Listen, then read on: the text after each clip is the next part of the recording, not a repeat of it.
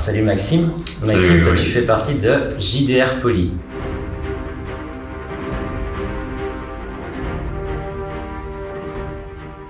C'est quoi JDR Poly exactement?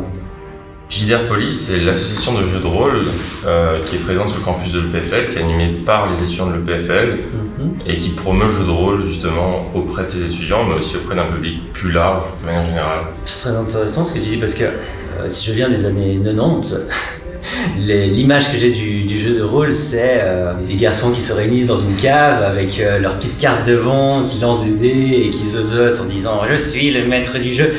Est-ce que c'est ça le jeu de rôle de nos jours? Il faut être honnête, ça peut.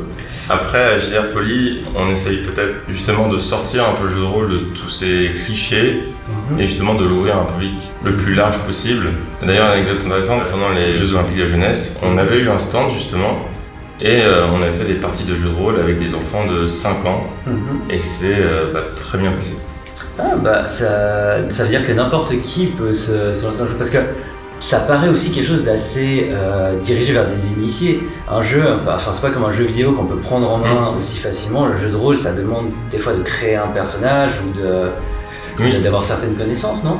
Non, je pense que dans le jeu de rôle, la partie la plus importante, c'est peut-être la partie entre guillemets jouer un rôle, jouer un personnage qu'on n'aime pas, et au final, quelqu'un qui fait du théâtre, au final, on peut voir ça un peu comme une sorte de jeu de rôle. On joue un autre personnage avec d'autres joueurs et on interagit.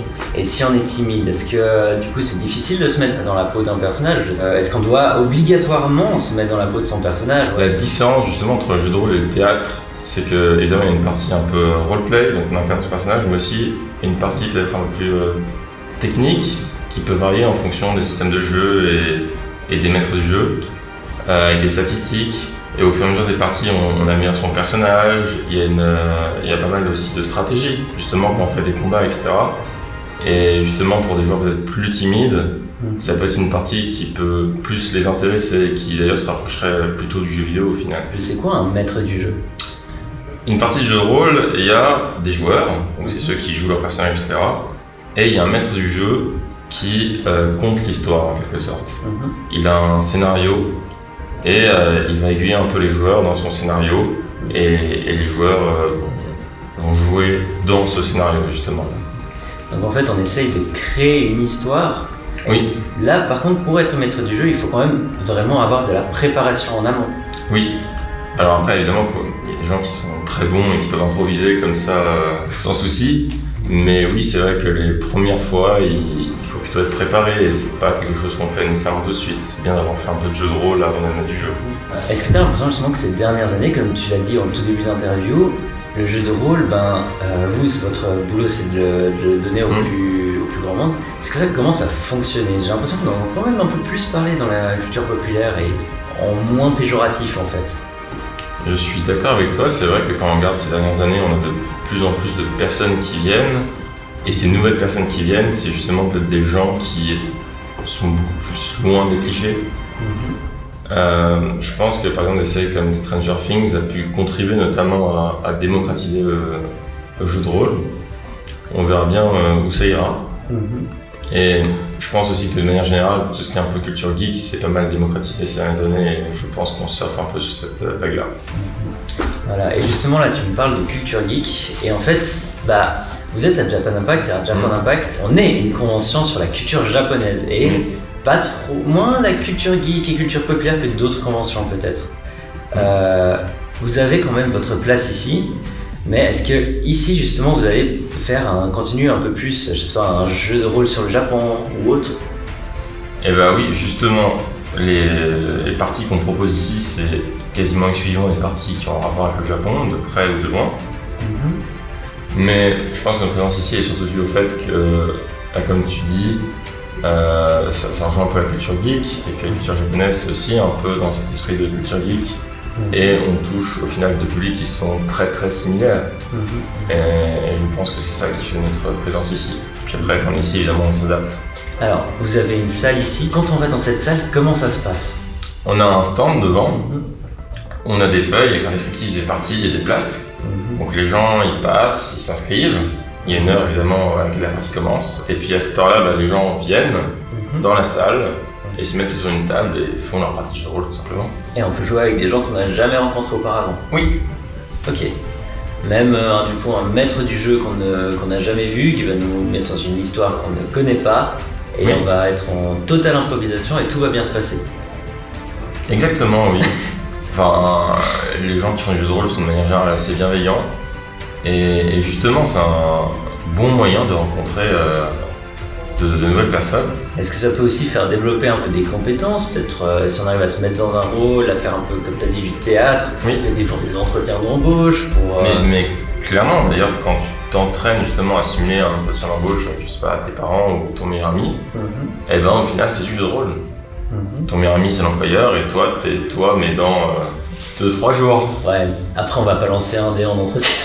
Le dé, évidemment, c'est assez iconique du jeu de rôle, mais on peut très bien faire du jeu de rôle sans dé, d'ailleurs, ça existe. Il y en a qui font du jeu de rôle avec des cartes. Le dé, c'est juste un outil technique pour permettre justement à la partie de se passer, mais c'est pas du tout indispensable. En parlant du dé, justement, j'ai assez cette idée, je sais personnellement que tous les jeux de rôle ne sont pas comme ça, mais quand on tire plus on tire un nombre élevé, mieux c'est. Et si on tire le 20, si c'est un D20, on a une réussite extraordinaire, c'est une réussite critique. Et si on tire un 1, ce sera l'échec critique qui amènera des conséquences dramatiques. Bah ça vient de Donjons et Dragons, donc justement c'est le cas, mais il existe justement des systèmes où le but c'est de faire le nombre le plus faible possible, et justement pour faire un nombre élevé, on tombe en échec. C'est le système de jeu, c'est ce que le MJ décide au début qui fait foi, et après c'est purement des statistiques. En fait, ça permet, quand un joueur fait une action, comment tu dis s'il va réussir, s'il va pas réussir. Toi dans la vie, quand tu fais une action, je sais pas, tu essaies d'escalader une échelle, peut-être qu'une fois sur 100 tu vas tomber, et ben l'idée de lancer ton dé, c'est que si jamais tu fais 100, bah tu tombes, et tous les autres cas, tu tombes pas, ou inversement. C'est à ça que sert le dé dans le jeu de rôle, et après quel dé utiliser, etc. C'est vraiment la technique, et c'est dans l'objectif de rendre ton jeu de rôle le plus fluide et le plus réaliste possible. Ouais, justement qu'on peut avoir pas mal de dés différents, enfin du D6, au D6 ça me suffit d'être un D10, les D20 qui est fameux. Oui. Et on peut même en jeter plusieurs, on peut... Oui, par exemple pour faire un D100, on jette un dé de dizaine et un dé d'unité. Toi-même, qu'est-ce que tu apprécies dans le jeu de rôle en fait? Je pense que c'est de rencontrer des gens. Clairement, c'est surtout l'aspect social qui m'intéresse, et je trouve que c'est une activité où on a peut-être plus l'occasion de découvrir les gens que quand on fait, je sais pas, du sport par exemple. Et par exemple, un jeu de rôle en ligne, du coup, où tu n'es pas avec des gens physiquement, est-ce que ça marche quand même? Oui.